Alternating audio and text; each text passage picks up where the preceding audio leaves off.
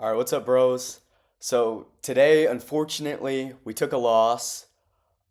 This is going to be my first trade recap, so it'll be interesting to see how this goes. In the future, I want to start doing this like live, or not like live streaming, but I want to have it like I want to record while I'm doing it so that you guys can actually see like my exact thought process going through my trades and like what I'm looking for going into the markets and like just have it be more specific.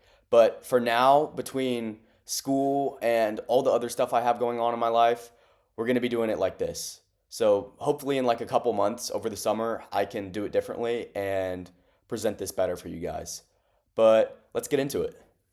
Okay, so coming into today, we had kind of or to me, it was a very obvious bearish draw on liquidity. And that was the fact that we had all of this, all of these low resistance lows right here.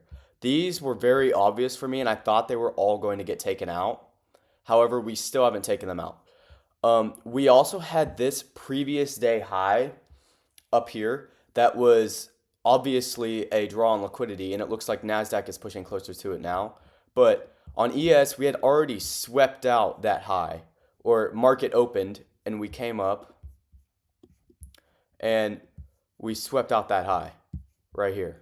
Um, and I that kind of was like, yo, we're gonna be bearish because like coming into the market, we want the market to kind of move up and then down or down and then up. Like we want to see it swing one direction and then reverse back the other direction. So coming into today, this was like our manipulation draw on liquidity, and then like all of our take profits would have been down here, and our final take profit would have been these equal lows. Let me see if I can pull up. Yeah, these equal lows right here.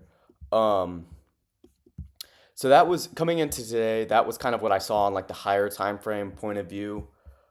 Um, and Nasdaq had. I was looking to trade Nasdaq since it was the leading index on this bearish SMT divergence, and we had all of these lows down here that were stacked up like beautifully, and then we had all of these lows too. So that was pretty obvious to me, and one of the biggest things that we have to like keep in mind when taking trades and especially like hitting losses, like when you hit a loss, the biggest thing that matters is did you take a loss taking the right trade or did you take a loss taking the wrong trade? Because if you take a loss taking the right trade, you're only going to lose probably like 20% of the time.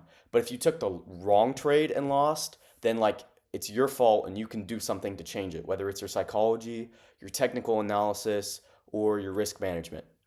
Um, but getting into some of the more technical things, whenever we opened up, obviously ES pushed up, manipulated this, and then for like from there I was like, yo, we're bearish, and Nasdaq broke structure on the 5 minute, and I was like, well, hold on, if we're gonna break structure right here and break below this previous low, um, all we really need now is a 5 minute retrace, which is going to be a 5 minute bullish candle going back to the upside, which we got right here.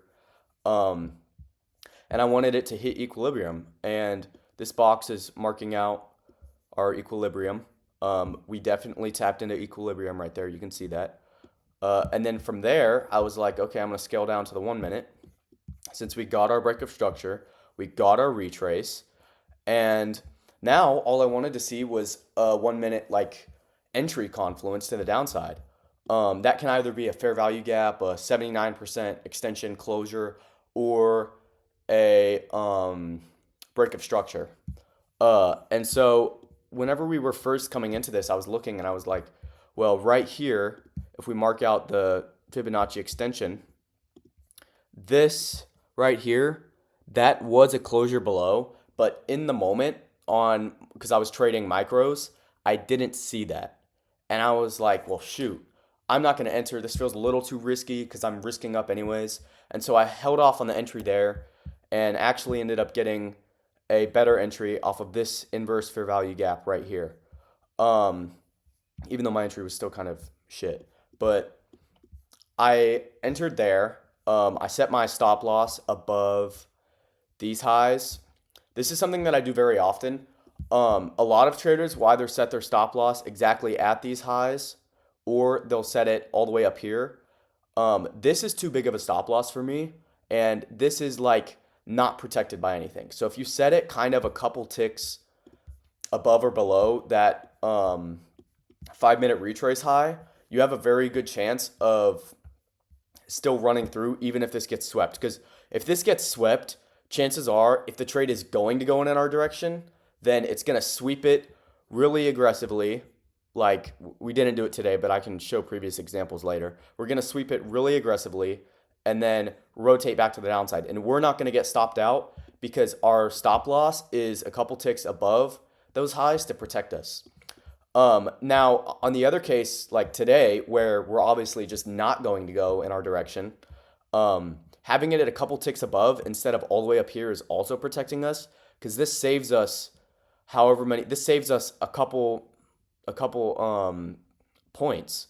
Like imagine we were to put it all the way up here, we would have lost a couple $1,000s today, but we only lost 700 by leaving it right here. And if it's gonna go up and go keep pushing past these, then it's gonna go higher up here anyways. Um, Now my take profits, I was kind of in an interesting situation. I put TP1 right here, and then I only um, removed a sixth of my position here, and then removed another sixth here. So kind of a third was split between these two.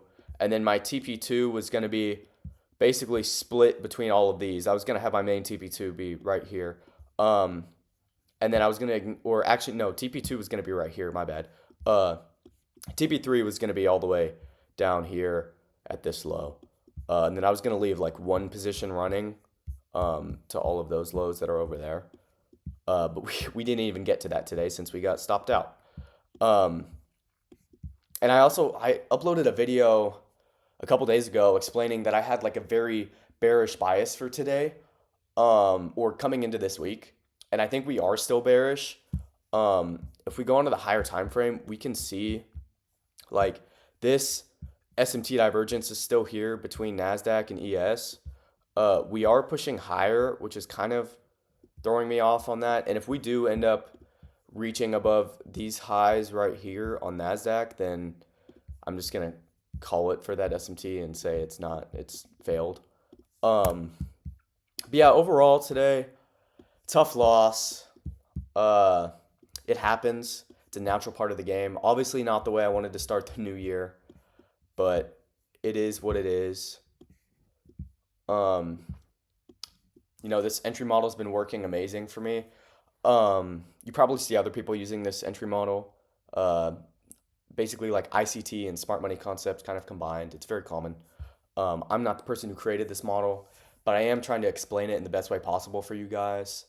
Hopefully, in the future, I can create like some sort of like guide over a long term. Right now, I'm more focused on like refining my craft and motivating you guys and getting you guys to change the fundamental things about your life before I start teaching trading concepts. I do just want to document these trades, and I hope this kind of helped you guys today understand like a little bit about like what I'm looking for going into the markets and the confluences I'm using, like inverse for value gaps, equilibrium, break of structure, liquidity. All those are important terms that you guys need to be knowing if you're going to start day trading. So leave constructive criticism in the comments for me. I love that stuff. Ask any questions that you have. I'm free to answer. I love helping you guys out. Uh, and I'll see you guys later.